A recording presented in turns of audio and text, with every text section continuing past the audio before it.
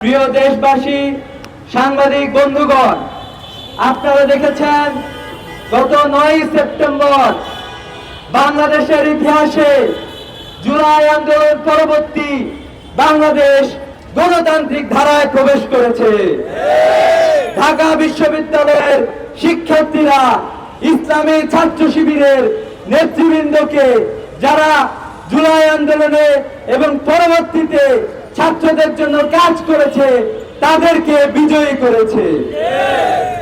আমরা চেয়েছিলাম একইভাবে বাংলাদেশের প্রত্যেকটি ক্যাম্পাসে ছাত্ররা তাদের নির্বাচিত প্রতিনিধিদেরকে নির্বাচন করে তাদের নেতা নির্বাচিত করবে। কিন্তু আমরা দেখলাম জাহাঙ্গীরনগর বিশ্ববিদ্যালয়ে নির্বাচন নিয়ে টালবাহানা শুরু হয়েছে। আমরা দেখলাম বহিরাগতদেরকে জাহাঙ্গীরনগর বিশ্ববিদ্যালয় থেকে গ্রেফতার করা হয়েছে। আমরা দেখলাম জাহাঙ্গীরনগর বিশ্ববিদ্যালয়ে বহিরাগতরা এসে মিছিল এবং মিটিং করেছে। আমরা বলতে চাই, আপনারা ক্যাম্পাসের সুষ্ঠু পরিবেশকে আপনারা কলঙ্কিত করেছেন। গতকালকে আমরা দেখেছি বিএনপি পন্থী কিছু শিক্ষক যারা লন্ডনে বিএনপির নেতার সাথে জুমে মিটিং করে তারা নির্বাচন থেকে সরে দাঁড়িয়েছে। আমরা ধিক্কার জানাই এই সকল শিক্ষকদের প্রতি। জুলাই আন্দোলনে আমাদের শিক্ষকরা যে অবদান রেখেছে, আমরা বলতে চাই বাংলাদেশের সকল শিক্ষক তাদের পথ অনুসরণ করবে। অন্যথায় ছাত্র সমাজ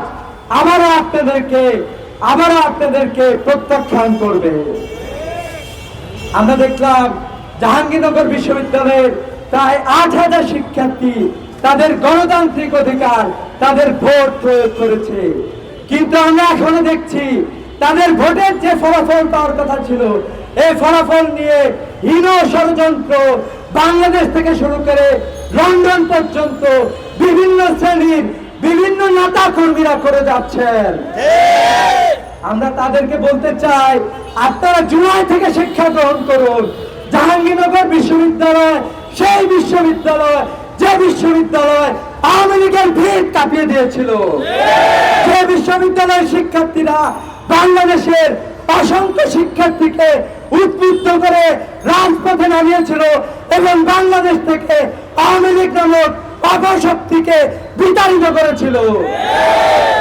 আপনারা যদি জুলাই সেই শক্তিকে অবজ্ঞা করতে চান, আপনাদের পরিণতিও ঠিক সেই অপশক্তির মতো পরিণতি হবে আপনাদের।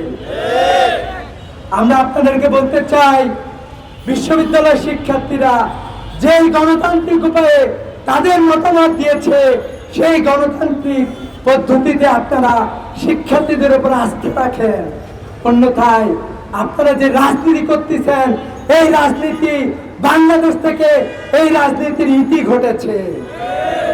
বাংলাদেশের মানুষ সচেতন হয়েছে, বাংলাদেশের শিক্ষার্থীরা সচেতন হয়েছে।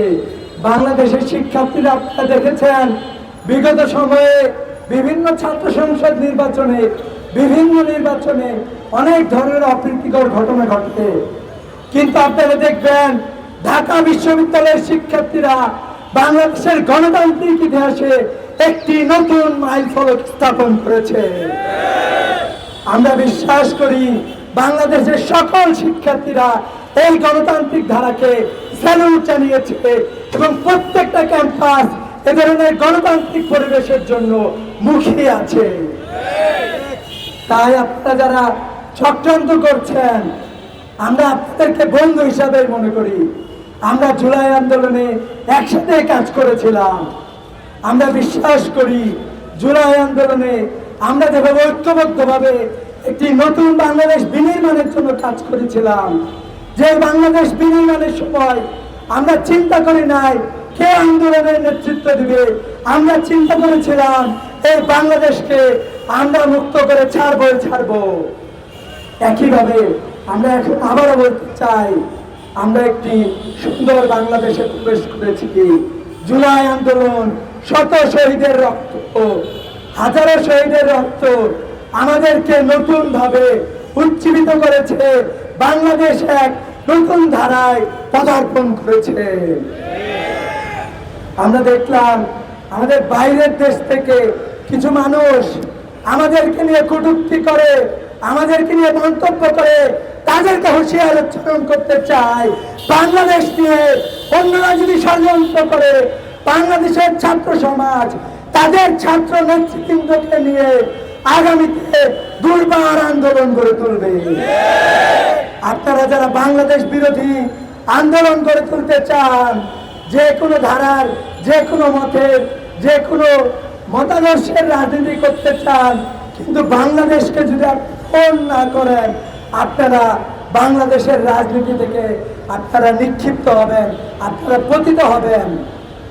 সংগ্রামী উপস্থিতি, আমরা উদাত্ত আহ্বান জানাতে চাই, বাংলাদেশে যে নতুন ধারা তৈরি হচ্ছে, এই নতুন ধারাকে, ছাত্র সমাজকে এই নতুন ধারাকে সামনের দিকে এগিয়ে নিয়ে যেতে হবে। আমাদের শহীদরা, আমাদের আহতরা, আমাদের যারা নেতৃবৃন্দ আছে, যারা জুলাই আন্দোলন নেতা, তারা আমাদেরকে এই শিক্ষা দিয়েছে। আমাদের নেতা আবু সাইদ শিক্ষা দিয়েছে, আমরা আর কখনোই সেই শিক্ষা থেকে পিছপা হব না, ইনশাআল্লাহ।